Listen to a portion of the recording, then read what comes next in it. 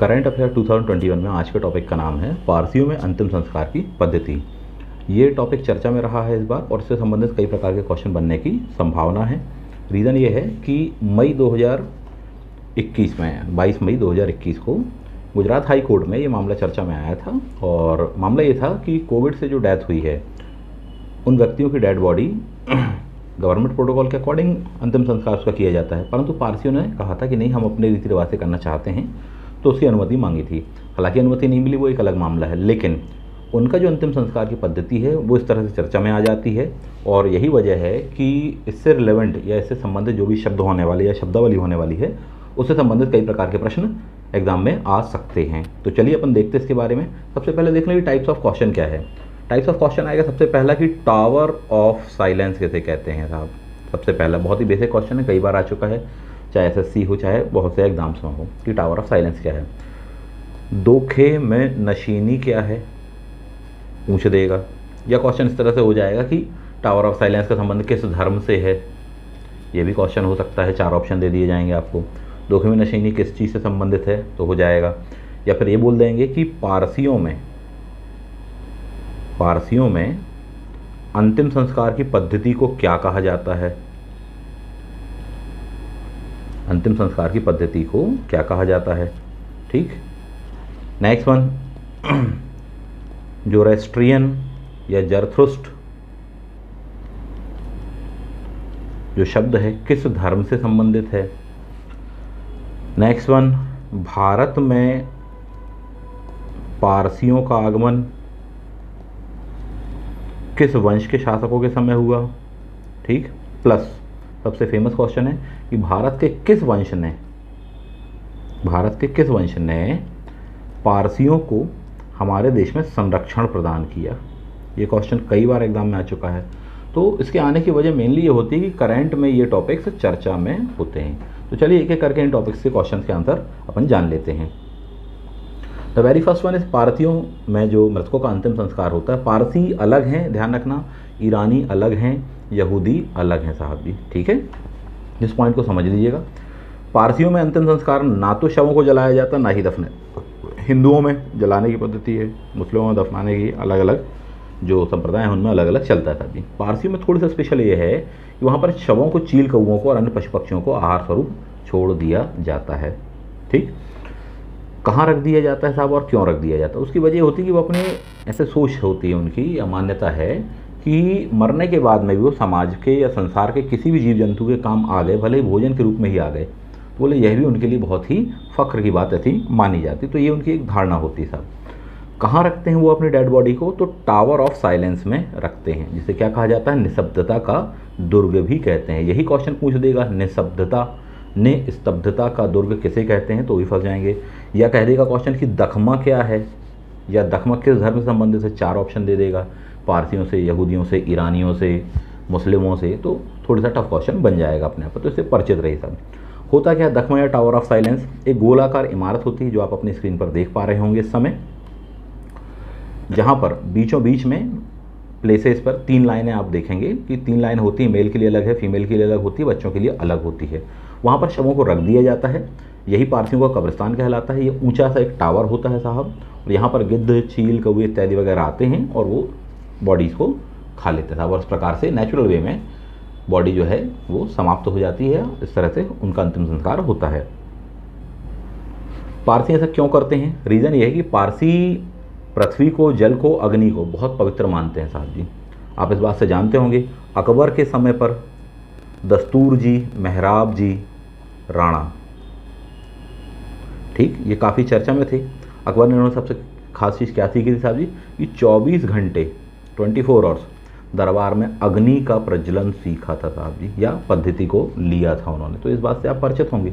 तो रीज़न यही है कि पारसी इन चीज़ों को पवित्र मानते हैं। यही वजह है कि मरने के पश्चात में अपनी देह को इनके हवाले कर दिया जाता है साहब जी, ठीक है।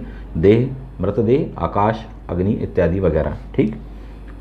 फाइनली इसमें टावर ऑफ साइलेंस पर इसको रख दिया जाता है ताकि पक्षी खा सकें। पूरी पद्धति को ये कहते हैं। अब ध्यान देने वाली बात है कि निपटान का जो स्थान है वह दखमा है, जबकि पूरी प्रक्रिया क्या कहलाती है, दैट दोखे में नशीनी कहलाती है। ये इस पर क्वेश्चन बन सकता है। पारसी धर्म कब कहाँ कैसे क्या शुरू हुआ सभी।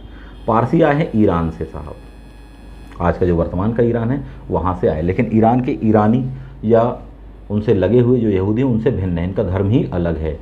भारत के बाहर इनको पारसी हो जाए जो रेस्टियंस कहा जाता है, ये जरथुस्त्र को मानते हैं, इस पॉइंट को ध्यान रखिएगा। और ऐसा ऐसा सिस्टम इनका अपन ने देखा साहब। काफ़ी पुरानी परंपरा है, परंपरागत सिस्टम है इनका, हज़ारों वर्ष पुरानी परंपरा है। इवन ऋग्वेद में हमको इनके बारे में जानकारी मिलती है, ठीक है। अहूर मजदा इनके देवता का नाम हमको मिलता है, इस बात से आप परिचित होंगे कि असुरों के देवता अहूर मजदा है ना। तो ये पॉइंट हम देख लेने वाले हैं। गिद्धों को इसीलिए पवित्र ही मानते हैं और अपना भोजन या अपना शरीर भोजन के रूप में वो देते हैं साहब। अभी वर्तमान में चर्चा का विषय ये है कि गिद्धों की संख्या में निरंतर कमी आई है। यही वजह है कि इनका जो अंतिम संस्कार ट्रेडिशनल पद्धति से है उसको होने में समस्या जा रही है और बॉडी जो होती है पूरी तरह से डिग्रेड नहीं हो पाती है। उसके कारण कई बार पॉल्यूशन और कई बार अन्य संप्रदाय के लोग भी जो होते हैं वह उस चीज़ को आपत्ति कर जाते हैं। तो ये पूरा का पूरा मामला यहाँ से चर्चा में आया है।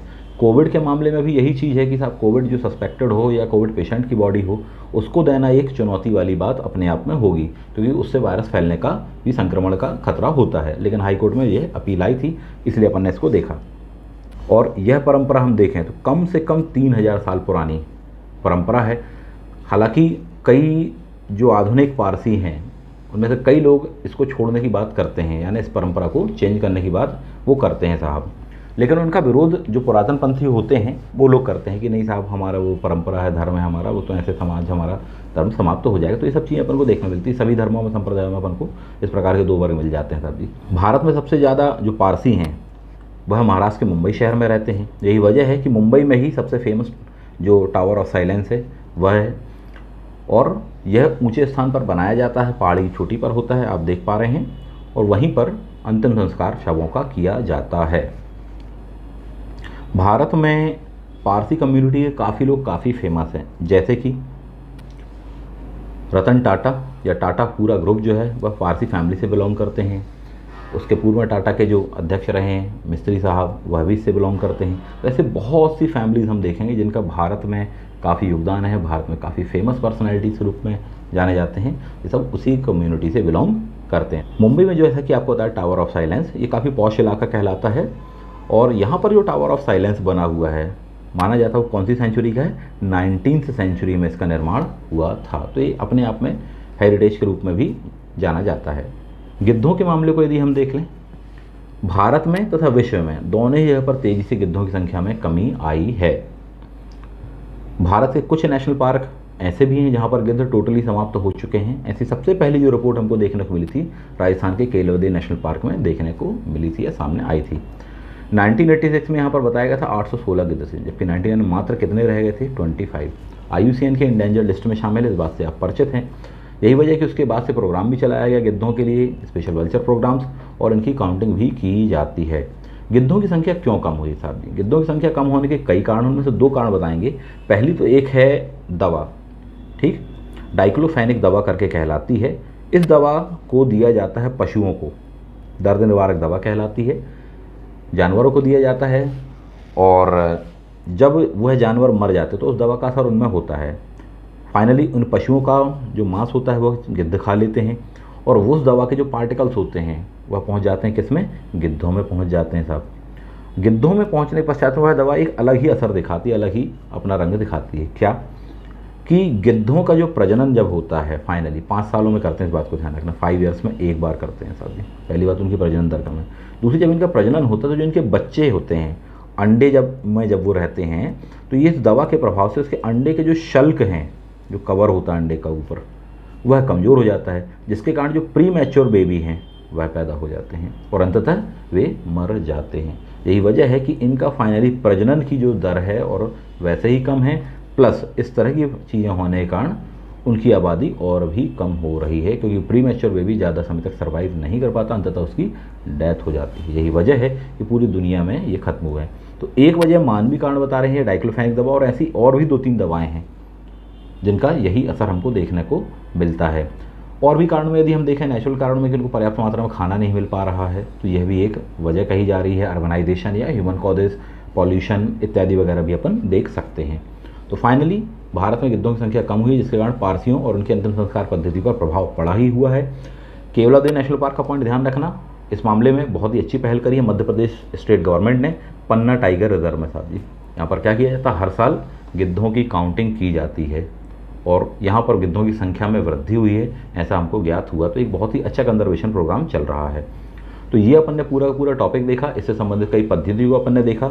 अब जब आप इसके जो भी क्वेश्चन होंगे या इससे रिलेवेंट जो क्वेश्चन होंगे उन्हें आप लगाएंगे तो आपसे वो मेरे ख्याल से बन जाने चाहिए। तो अभी तक जितने भी क्वेश्चन अपन ने बिगिनिंग में देखे थे, चलिए एक नज़र मार लेते हैं हम उस पर। अब आपसे पूछा जाए कि टावर ऑफ साइलेंस क्या है, तो आप बता देंगे साहब जी किस धर्म से संबंधित है, पारसियों से। दुखवें नशीनी किसके पद्धति है, ऑब्वियसली पारसियों की। इनका जो अंतिम संस्कार होता है किस प्लेस पर होता है, तो टावर ऑफ साइलेंस पर होता है, आपसे बन जाएगा। इस धर्म को और भी क्या कहा जाता है, जरतुस्त्र भी कह देते हैं, ज़ोरास्ट्रियन भी कह देते हैं। किस देश से आए हैं, तो ईरान से आए हुए हैं। इन पॉइंट से आप परिचित हैं। भारत में सबसे ज़्यादा आबादी इनकी किस शहर में है, मुंबई में है। एक लास्ट जो आपका बचा कि पारसियों को भारत में किस वंश ने संरक्षण दिया था, तो ये पॉइंट आप अलग से देख सकते हैं।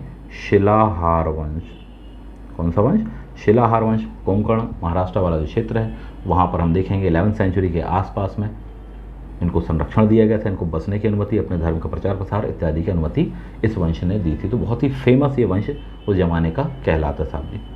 तो ये एक स्पेशल जो फैक्ट है, थोड़ी सा याद रखिएगा। आशा करता हूँ ये वीडियो आप सभी के लिए हेल्पफुल रहा होगा। थैंक यू, जय हिंद।